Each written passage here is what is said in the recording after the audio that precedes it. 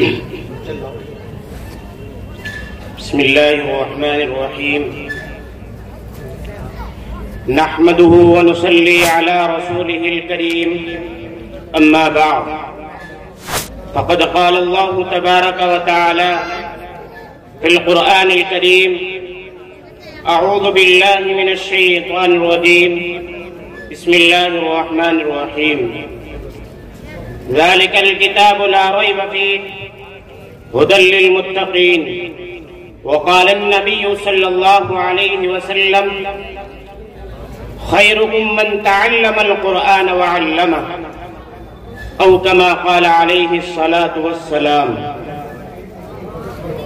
لکھنا نہیں آتا تو میرے یار پڑھا کر، کہ لکھنا نہیں آتا تو میرے یار پڑھا کر، ہو جائے گی تیری مشکل آسان تو میرے یار پڑھا کر، لاریب تیری روح کو تسکین ملے گی، کہ لاریب تیری روح کو تسکین ملے گی تو قرب کے لمحات میں قرآن پڑھا کر۔ واہ بے شک انشاءاللہ۔ صدر محترم، اسٹیج پر رونق افروز بزرگان دین اور حاضرین جلسہ، آج کی اس محفل میں اور آج کے اس مبارک اجلاس میں میرا موضوع سخن دنیا کی سب سے پاکیزہ اور مقدس کتاب قرآن پاک ہے۔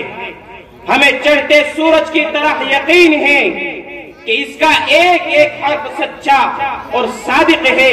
وہ قرآن پاک کہ جس کی زبان مقدس، بیان مقدس، اور جو فصاحت و بلاغت کا ٹھاٹے مارتا سمندر ہے، جس کے متعلق ارشاد ربانی ہے کہ قرآن وہ کتاب ہے جس کے صادق و برحق ہونے میں شک کوئی نہیں، جس کے بارے میں محسن انسانیت صلی اللہ علیہ وسلم نے ارشاد فرمایا تھا خیرکم من تعلم القرآن وعلمہ، کہ تم میں سب سے بہتر شخص وہ ہے جو قرآن کو سیکھے اور سکھائے۔ دعا کیجئے خداوند قدوس ہم سب کو قرآن کی دولت سے مالا مال فرمائے۔ نوجوان دوستو، رب ذوالجلال کی طرف سے عطا کردہ یہ قرآن وہ حسین تحفہ ہے کہ جس نے 23 برس کی قلیل مدت میں پورے عالم میں وہ انقلاب برپا کر دیا کہ بڑے سے بڑے فصحاء، بلغاء، ادباء اور شعراء حیران و شزد رہ گئے، جس کی آیتوں کو سن کر پتھروں دل موم ہو گئے۔ دوستو، یہی وہ قرآن ہے جو رہتی دنیا تک کے انسانوں کے لیے سراپا ہدایت و رحمت ہے۔ یہی وہ قرآن ہے جس نے رسول کی رسالت کو اعزاز بخشا۔ یہی وہ قرآن ہے جس نے پسماندہ قلوب کو تازگی بخشی۔ ہاں، یہی وہ قرآن ہے کہ جس کی برکت سے جنات و شیاطین کا آسمانوں پر جانا بند ہوا۔ یہی وہ قرآن ہے کہ جس کی برکت سے عزت و رفعت کے شامیانے گڑ گئے۔ یہی وہ قرآن ہے کہ جس کی برکت سے محبوب حقیقی کی رضا نصیب ہوتی ہے۔ یہی وہ قرآن ہے کہ جو سچائی اور امانت داری کا درس دیتا ہے۔ یہی وہ قرآن ہے کہ جس کی برکت سے حضرت عمر فاروق رضی اللہ تعالیٰ عنہ کو ایمان کی دولت سے نوازا گیا۔ یہی وہ قرآن ہے کہ جس کی نظیر پیش کرنے سے ساری کی ساری دنیا عاجز و قاصر رہی۔ یہی وہ قرآن ہے کہ جس کا مثل پیش کرنے سے عرب کے فصیح و بلیغ زبان دانی کا دعویٰ کرنے والوں نے گھٹنے ٹیک دیے۔ یہی وہ قرآن ہے کہ جس کی حفاظت کا وعدہ خود خالق کائنات نے فرمایا۔